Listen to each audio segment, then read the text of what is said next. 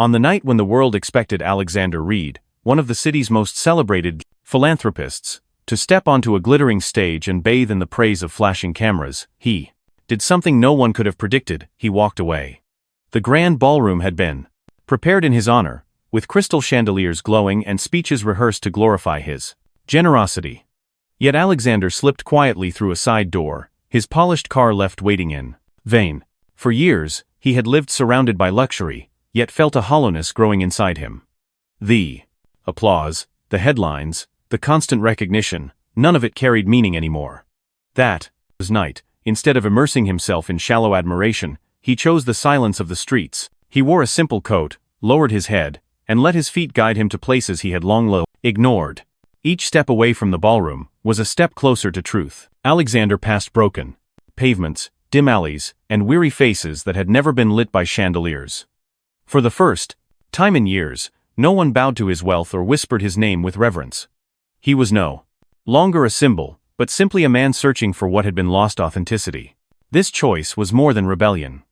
It was the beginning of a journey that would strip away illusions and confront him with a reality far from gold and applause. A journey that would soon show him that true meaning is never found in admiration, but in connection, compassion, and the courage to walk away from everything false.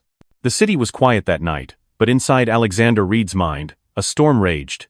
He had abandoned the dazzling gala built to celebrate his name, and now his footsteps echoed on cracked sidewalks far from marble floors and polished glasses. The deeper he wandered into streets he had once ignored, the more uneasy he felt, and yet, strangely, the freer he became. Gone were the whispers of flattery, the staged applause, the suffocating weight of doubt, expectations. For the first time in years, Alexander walked without destination, simply following a restless need to find something real. It was in the middle of an unremarkable square, dimly lit by flickering street lamps, that his steps faltered. At first, he thought the dark shape by a weathered bench was nothing more than trash. But as he moved closer, his breath caught in his chest. On a flattened piece of Satian's cardboard, two young girls huddled together, their tiny bodies pressed against the cold night air. One, her hair tangled and clothes torn, looked barely 12. The other, smaller, no older than 8, clung tightly to her side. Between them, wrapped in a thin scrap of cloth, lay a fragile infant. The older girl rocked the baby gently, whispering words too soft to hear, her small arms forming the only shield against the night. The younger one hugged a plastic bag of food, scraps as if it were treasure, her wide eyes watching him with a mixture of weariness and defiance. None of them begged. None of them moved. They simply sat in silence, daring him to walk away like everyone else had before. Alexander froze. He had seen poverty countless times, but always from behind tinted windows or inside glossy reports stacked neatly on his desk. This was different. This was raw, unfiltered reality breathing just a few feet away. The sharp contrast between the ballroom he had abandoned and this fragile circle of survival struck him like a blow. His chest tightened, a memory stirring within him, nights from his own childhood when he had felt unseen, when the world had walked past without noticing. That memory had been buried under years of wealth, but now it surged back, refusing to be ignored. He realized he could leave, slip away into the shadows, and no one would ever know. But his legs refused to move. Something about those 3 children, silent yet unbroken, demanded he stay. He crouched down slowly, lowering himself so he would not tower over them. His voice, unused to such tenderness, cracked when he asked if they were all right. The older girl did not answer. She simply tightened her hold on the baby, her gaze steady, unblinking. The younger one clutched her bag tighter, her distrust clear. Years of abandonment had built a wall around them, and words alone would not break it. So Alexander tried something different. He reached into his coat pocket and pulled out a numismaslabi, neatly folded handkerchief, a small, almost meaningless object in his world, but something clean, something human. He placed it carefully on the edge of the cardboard. Then, from another pocket, he set down a bottle of water he had bought earlier in the night. He said nothing more. His actions spoke for him. The silence stretched long. The younger girl's eyes flickered again and again toward the bottle, her hunger betraying her guarded face. The older one did not move, but Alexander noticed the subtle shift in her expression, the faintest softening, as if she were considering his presence differently now. It wasn't trust, not yet, but it was something. Minutes passed. He stayed there, present, refusing to disappear, like all the others.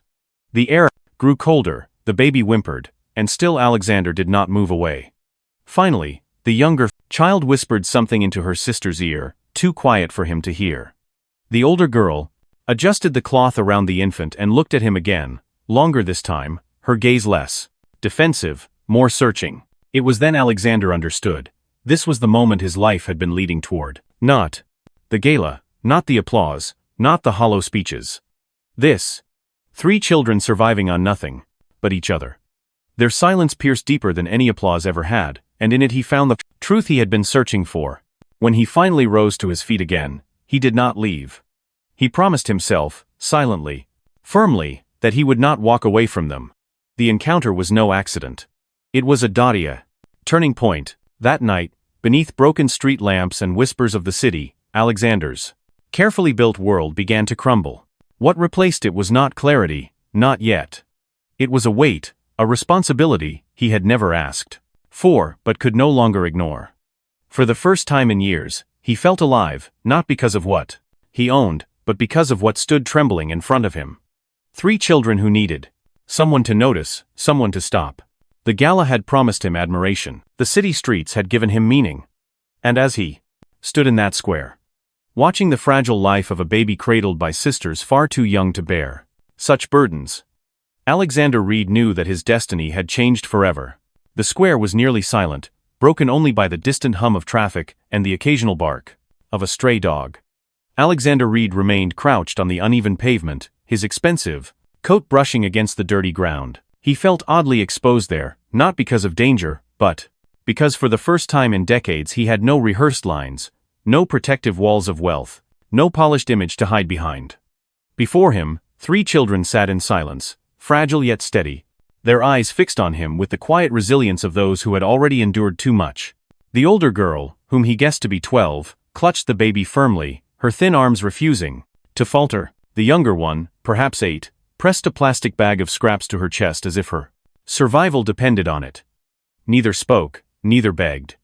Their stillness was unnerving, almost as if they were testing him, waiting to see whether he would vanish like the rest of the world had. Alexander's throat tightened. He wanted to say something, but every phrase that rose in his mind sounded hollow. "Are you all right?" was meaningless. Their ragged clothes and exhausted faces answered that better than words ever could. "Do you need help?" Carried no weight. Surely, they had learned by now that promises often dissolved into nothing. For the first time in his life, he realized that words might not be enough. So he did something unfamiliar. He remained silent. Slowly, deliberately, he reached into his coat pocket. From it, he pulled a folded handkerchief. Clean and simple, something he had carried without thought for years. He placed it on the edge of their cardboard bed, close enough for them to see, but not forcing it into their hands. From another pocket, he set down a bottle of water he had purchased earlier in the night. He slid it forward gently, then pulled his hands back, resting them on his knees. No speech, no persuasion, only a quiet gesture. The younger girl's eyes darted toward the bottle, her lips pressing tight as if restraining herself. Hunger and thirst betrayed her guarded face, and Alexander saw the conflict within her. The older sister glanced at it too but did not move, her gaze sharp, protective, unwilling to lower her defenses so easily. Still, there was a shift so small that most would have missed it. Her body no longer leaned away from him, but slightly toward the offering, as if silently weighing whether his presence meant threat or care. Alexander stayed crouched, refusing to rush them. Minutes stretched into what felt like hours. The cold night air bit at his skin, but he remained still. For once, he had nowhere else to be, nothing else to pretend. His entire world shrank to this fragile circle of silence. The baby whimpered softly, its tiny fists clenching as it stirred. The older sister rocked it, carefully, whispering words too soft for him to hear. Her eyes flickered back to him briefly, not with trust, but with acknowledgement. It was enough. Inside, Alexander felt something break. He had spent his life being seen, being praised, being noticed for wealth and influence. Yet here, in this forgotten square, what mattered was not being noticed, but noticing. Truly seeing them. Staying present, when so many others had walked past. At last, the younger girl shifted. She whispered something to her sister, her voice a faint murmur in the night. Alexander couldn't hear the words, but he saw the older girl's shoulders relax just slightly. She adjusted the baby's cloth and, for the first time, her eyes softened as they lingered on him. Not trust, not yet, but not rejection either. The wall between them had cracked. Relief washed over him in a quiet wave. He did not smile, he sensed too much eagerness. Might frighten them, but he allowed himself to breathe. This was the beginning, however, fragile, of a connection. Alexander leaned back slightly, giving them space, showing with his posture that he was not there to force, only to remain. The silence grew less heavy. The children no longer stared at him like he was another shadow passing by. They looked at him as if wondering whether he might actually stay. And stay he did. The minutes stretched, but he did not rise to leave. He remained on the cold pavement with them, his presence itself becoming the message he could not put into words. I am not going to walk away. Eventually, the younger sister's eyes flickered once more to the bottle. Her small hands clutched the bag of scraps tightly, but her gaze betrayed the pull of thirst. The older sister saw it, too, and for a brief second, her hand twitched as though she might reach for the offering. She didn't, but the hesitation itself was a sign. A seed had been planted. Alexander recognized the fragility of this moment. Trust, once shattered, is not rebuilt in an instant. It is earned, brick by brick, in gestures so small they are almost invisible. Tonight, he had placed the first brick. When at last he rose to leave, he did so slowly, carefully. He didn't turn his back, but stepped away with deliberate gentleness, leaving the bottle and handkerchief where they lay. His heart pounded, but not from fear. From clarity. This was no coincidence. He had not stumbled onto them by accident. He had been led here, out of vanity, out of emptiness, into the presence of something raw and true. 3 children, who had nothing, yet who had unknowingly given him more than any gala ever could, a stage. Reason to stop, a reason to stay. As he walked into the night, Alexander knew he would return. The fragile bridge between them had begun to form, and he could not allow it to collapse. This was the first step, the opening of a door he could never again close. The morning after his first encounter with the children, Alexander Reed could not rest. The image of the 2 sisters and the fragile infant haunted him, replaying in his mind like a scene carved into stone. He had left a bottle of water and a handkerchief, but when he returned at dawn, he found them still huddled in the same square. This time, something was different. The girls no longer looked at him as if he were invisible. Their eyes recognized him, hesitant, cautious, but not dismissive. When Alexander greeted them softly, the older sister's lips finally moved. Her voice was rough, almost unused, but she spoke her name. Then, she whispered the baby's. The younger girl, encouraged, added her own in a timid tone. Hearing their names changed everything. They were no longer silent shadows on cardboard. They were real, with identities, with stories. The fragile bridge of trust had widened, enough for them to let him walk beside them. The children led him through a maze of narrow alleys, their small steps steady but wary. Alexander followed in silence, his chest tightening with every turn. Finally, they stopped. Behind a crumbling building, where broken boards leaned against a wall. The older girl motioned for him to look inside. He crouched, pushing past the shadows, and froze. On a pile of damp rags lay a woman, her body curled weakly, her skin pale and lips cracked. She barely stirred, her breathing shallow, almost invisible. The air smelled of mold and decay. Around her, scraps of trash and an almost empty plastic bottle were all that marked their survival. It hit him with crushing force. This was their mother. Alexander felt the weight of the scene press against his chest until it was hard to breathe. The older girl's eyes met his, not pleading, not begging, but steady, as though she had already accepted disappointment from the world. The younger one clung to her arm, her face braced for rejection. Their silence spoke louder than cries ever could. Do not promise what you cannot keep. But Alexander was no longer the man who once slipped away from banquets to escape hollow praise. He was standing in the raw truth of human suffering, and something inside him hardened into resolve. He could not walk away. Not this time. With shaking hands, he pulled out his phone. The older girl's eyes sharpened. Suspicion flashing in them as he spoke to the emergency operator.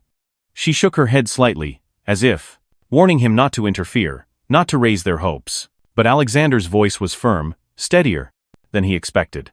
He explained the situation quickly. An unconscious woman, 3 children at risk, immediate help required.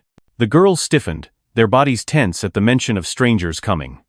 Alexander met their gaze and spoke quietly, his tone clear and unshakable. I'm not leaving. I'll stay until help comes. Minutes stretched painfully long.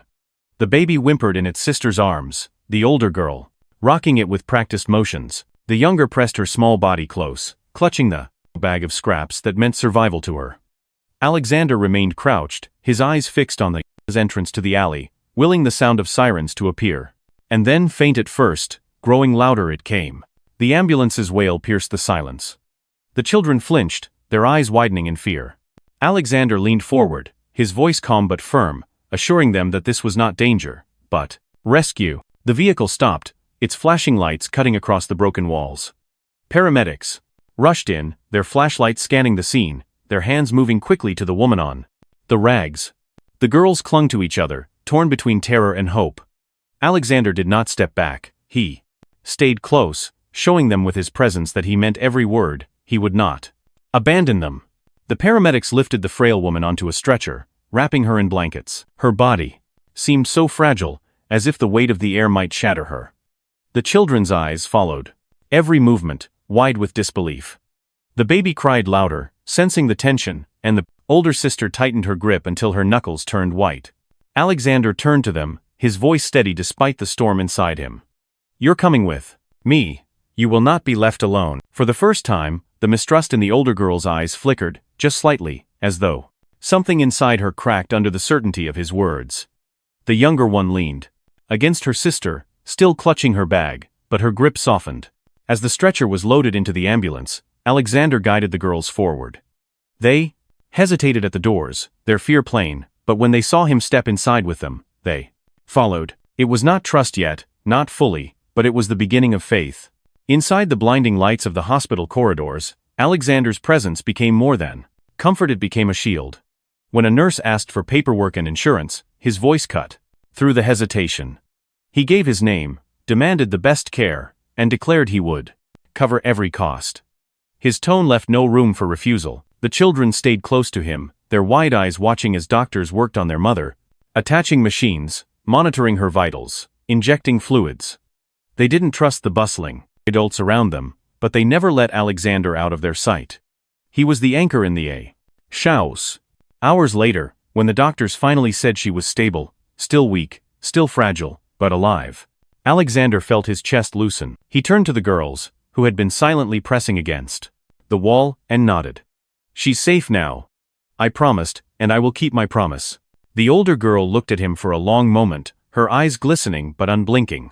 Then, slowly, she gave the smallest of nods, as if acknowledging something she had not dared to believe, that maybe, just maybe, someone had finally chosen not to walk away. That night, in the sterile light of a hospital ward, Alexander Reed crossed a line he knew he could never retreat from. It was no longer about chance or obligation. It was about choice. He had chosen them, and in that choice, he had rewritten not only their fate, but his own. The hospital room smelled of antiseptic and quiet urgency. Machines hummed steadily as nurses moved in and out, their faces focused but calm. On the narrow bed lay the mother. Fragile, pale, her chest rising and falling with the help of oxygen. Hours earlier, she had been nothing more than a dying shadow on a pile of rags. Now, under bright lights and professional care, her life had been pulled back from the edge. Alexander Reed stood at her bedside, his posture tall but his expression weighed with exhaustion. He had never spent a night in a hospital that wasn't for a ribbon-cutting ceremony or a donation photo. Yet here, he felt no need for cameras, no desire for recognition. He wasn't Alexander Reed the millionaire. He was simply a man who had refused to leave 3 children and their mother to die in the dark. The children hovered close, their small frames pressed against each other near the doorway. The older sister still held the baby tightly, rocking him even in her own exhaustion. The younger one clutched her sister's sleeve, her wide eyes darting between the doctors and Alexander, uncertain of what came next. They did not speak, but their fear was written plainly in their faces. They had lived too long without safety to believe it could last. When the doctors finally stepped back, announcing that the mother was stable, relief washed through the room like air after a storm. Alexander turned to the girls, his voice soft but certain. "She's safe now. You don't have to be afraid tonight." The older girl studied him with suspicion that had not yet faded, her gaze steady and sharp. But beneath the hardness, he saw something shift. Perhaps it was hope. Perhaps it was the fragile beginning of trust. That night, as the doctors discussed recovery and paperwork, a new problem arose. The mother would remain in the hospital for days, perhaps weeks. The children, however, could not stay by her side. Hospital rules did not allow it. A nurse asked quietly about guardianship. Where would the children go? Who would watch over them? The girls stiffened instantly, their small bodies tense, as though bracing to be separated, sent away to strangers. The younger one gripped the bag of scraps she had carried all along, her knuckles white from holding it so tightly. The older sister pressed the baby closer to her chest, her jaw set in silent defiance. They were ready to fight for each other, ready to resist anyone who tried to pull them apart. Alexander's heart clenched. He saw in their faces the echo of a childhood he had once known, the dread of abandonment, the fear of promises that vanished when most needed. And in that moment, he knew the choice before him was not complicated. It was painfully clear. He stepped forward, his voice steady and commanding, the kind of tone that had once moved boardrooms and bent contracts to his will. But now, it carried something stronger. Conviction. "They will come with me," he said simply. "Until their mother is well, I will take them into my care." The room grew still. The nurse hesitated, surprised by the certainty in his words. The children froze, their eyes wide. For a heartbeat, silence pressed down. Then, the older girl whispered, her voice barely audible. "Do you mean it?" Alexander crouched to her level, meeting her eyes directly. "Yes," he said. "You will not be left alone. Not tonight. Not ever again." The words hung in the air like a vow. The girl searched his face, looking for cracks, for the faintest sign of a lie.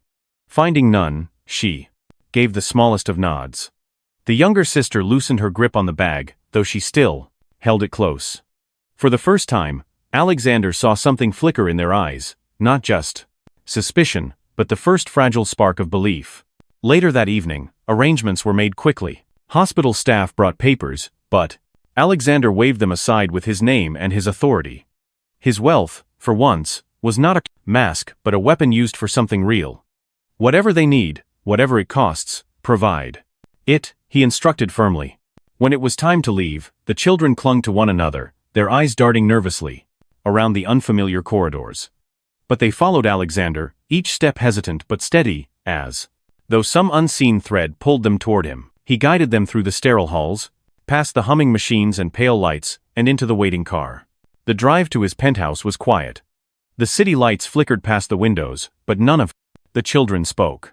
The baby whimpered occasionally, soothed each time by his sister's gentle rocking. The younger girl's eyes remained fixed on the bag in her lap, though her grip had eased. Alexander sat with them, his presence solid and unyielding. He didn't fill the silence with words. He knew his actions would matter more than promises. When they finally stepped into the penthouse, the children froze. The wide glass windows, the polished floors, the towering ceilings. It was another world. To them, it was not comfort but something almost terrifying, too perfect, too distant from the cardboard and rags they had known. They stood close together near the doorway, unwilling to move. Alexander noticed. Instead of pushing them to explore, he removed his coat and quietly walked into the kitchen. Moments later, the scent of warm food began to fill the air. He set the kitchen table with simple dishes, bread, soup, fruit. Nothing extravagant, just nourishment. Slowly, the children approached. At first they ate timidly, almost as though expecting it to be taken away. But when they realized it would not vanish, their movements grew steadier, calmer. That night, Alexander watched them eat, watched them breathe in safety for perhaps the first time in years. And as he did, he realized something profound. His penthouse, once a monument to loneliness, had transformed. It was no longer just his. It was a shelter. A beginning. In that moment, Alexander Reed understood that his life had shifted forever. The world he had built on wealth and reputation had been replaced by something far more fragile and far more real. He had not just taken the children into his home, he had taken them into his life. And from that night onward, the cold silence of his penthouse was gone, replaced by the sound of survival, trust, and the first fragile notes of family. At first, the penthouse felt less like a home and more like a museum to the children. They tiptoed across the polished floors, as though each step might crack the glass walls. The younger sister clung to her bag of scraps, refusing to put it down even when food was placed before her. The older one sat on the very edge of chairs, never leaning back, her body tense as if ready to flee at any moment. Even the baby stirred uneasily in his new crib, whimpering, more often than sleeping. Alexander Reed noticed it all. He did not scold, nor did he force them into comfort. Instead, he gave them space, moving quietly around them, letting them see that he meant no harm. He cooked simple meals, laid out warm blankets, and remained present each evening, not as a daughter, host or master, but as a man learning how to share his home with those who had never known safety. Days passed. Slowly, almost imperceptibly, the walls of mistrust began to thin. It started with small gestures, the younger girl daring to hum as she drew on scraps of paper he had left out for her. The older one, allowing him to hold the baby for a few minutes when her arms grew tired. Their laughter, soft at first, almost startled, began to echo faintly in rooms that had long known only silence. One evening, Alexander returned to find colored drawings taped to the refrigerator and scattered across the coffee table. Crayons rolled onto the floor, evidence of children at play. On those papers were stick figures, uneven houses, and skies painted far too bright for the dark memories they carried. In many of those pictures, there was a tall figure standing beside the children. He recognized himself. They had drawn him not as a stranger, but as someone who belonged. The realization hit him with unexpected force. They were letting him in quietly, wordlessly, through the language of innocence. Weeks turned into months, and the rhythm of life shifted. The younger girl's laughter grew freer, her footsteps lighter as she explored corners of the penthouse without fear. The older one, once so guarded, began to trust his presence, speaking more often, and sometimes even smiling when he clumsily soothed the baby late at night. The infant himself grew stronger, his cries now mingled with curious coos that filled the once lonely halls with life. Then came the day their mother returned. Weak, but alive. She stepped into the penthouse. With trembling hands, her eyes wide at the sight of her children no longer starving, no longer alone. Relief and guilt battled across her face, but when she saw them laughing, truly laughing, she allowed herself to breathe. At first, she struggled with doubt. Could she trust this man of wealth who had stepped into their lives so suddenly? Could she believe that his care was more than pity, more than charity? Yet as days turned into nights, and she saw him cook, sit by the baby's crib, listen patiently to her daughter's hesitant stories, her doubts softened. He had not saved them for recognition. He had stayed, simply because he chose to. One evening, when the children were asleep, she spoke her fears aloud.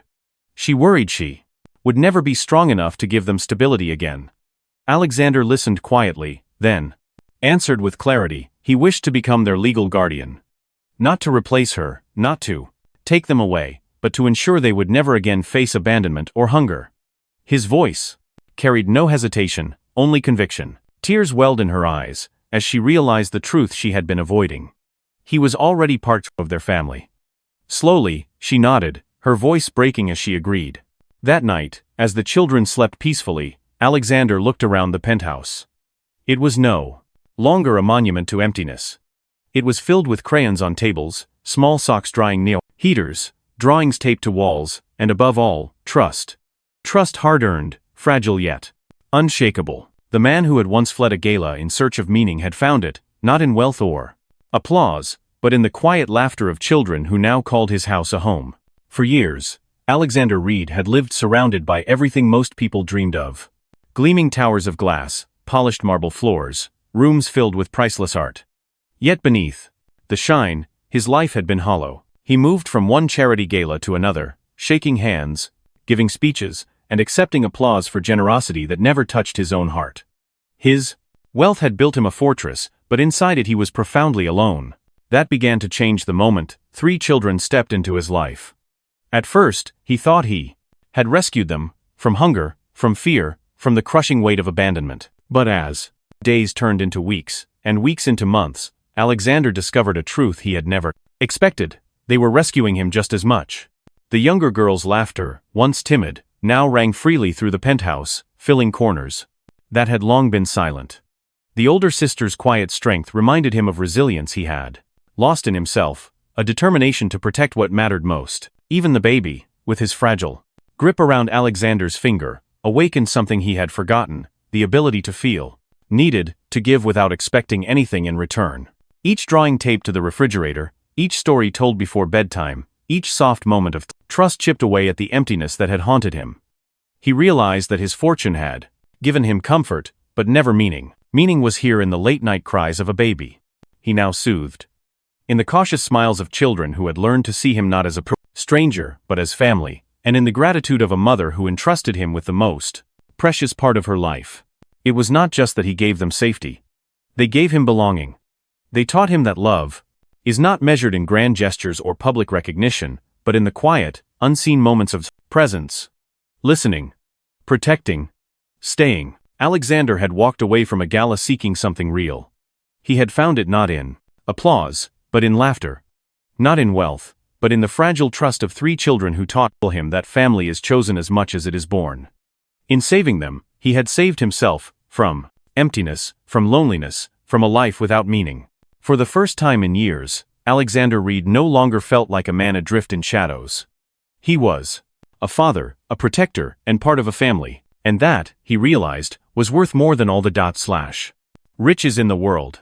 The seasons changed, and with them, life inside Alexander Reed's once empty penthouse transformed completely.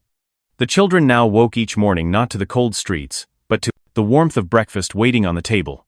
Their mother, fully recovered, found work in a modest cafe, her quiet laughter returning each evening as she shared stories of her day. The older sister walked proudly to school with her books, the younger one filled the walls with drawings of bright houses and smiling faces, and the baby, once frail, now grew strong in the safety of a home. One weekend, the children crafted a small wooden sign, painted with uneven strokes of bright color. They hung it near the entrance. The words, written in childish handwriting, read, "Here lives the family where love lives." For Alexander, that sign meant more than any award, any gala, any fortune he had ever earned. It was the proof that family is not only about blood, it is about love, choice, and the courage to stay. In their laughter, he found meaning.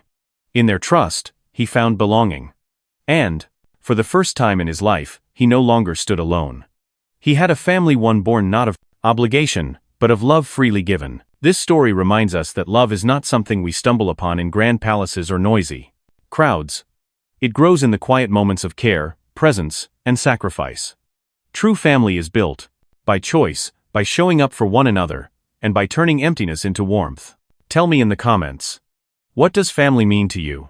And if this story touched your heart, don't forget to like, share, and subscribe, because more stories of hope, love, and transformation are waiting for you here.